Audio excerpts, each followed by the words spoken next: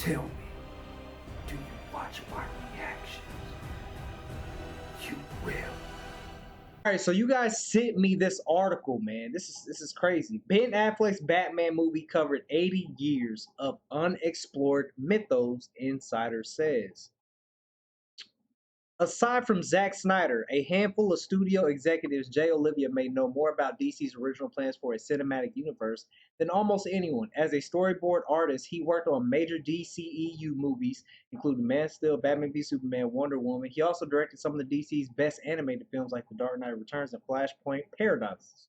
Both those are fire.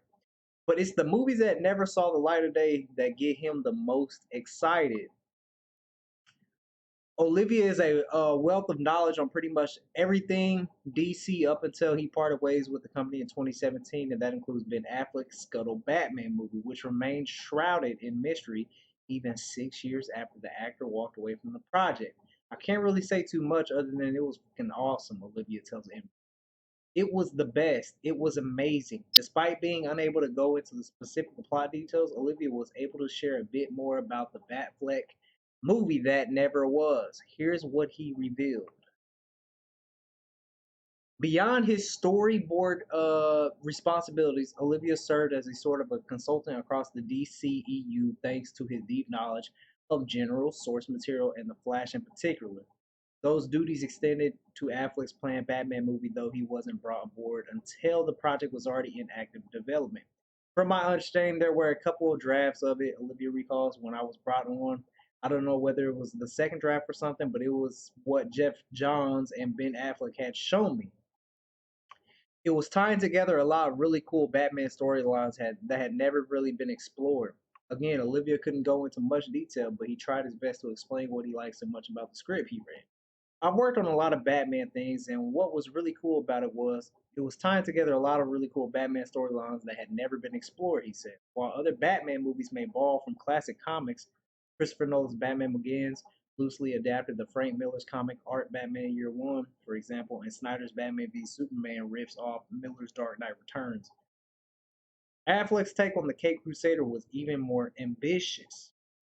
Ben's story was going to cover something that had never really been covered in comics, but was building off of storylines in the Batman mythos over the last 80 years and approaching it from a new kind of perspective.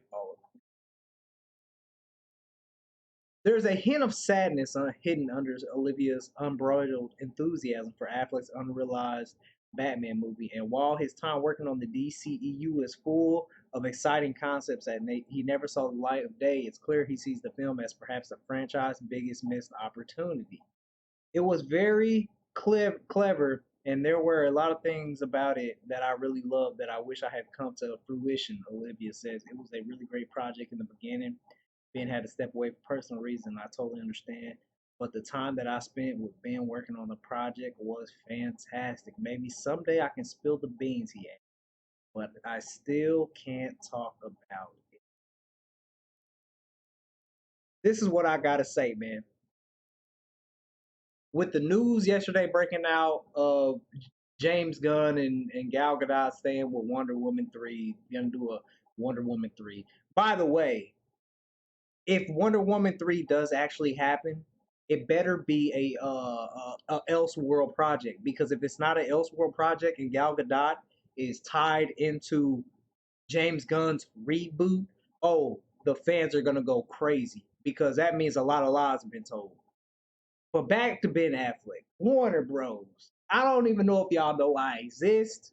I don't know. You never know who's watching. That's all I can say. But this is what I gotta say, man. Y'all, did y'all see the news about Wonder Woman yesterday? How it just broke? Like everybody was talking about it. Imagine if you sat there and announced Ben Affleck gets his solo movie, Man of Steel 2 happens where Henry Cavill. Y'all would not only would you guys make y'all would make a billion off each movie, more than likely. Not only would you make a ton of money, not only it would break the internet. The internet, if they announced that Ben Affleck was getting a solo Batman movie and Henry Cavill was getting his Man of Steel 2, the internet would break. It would break.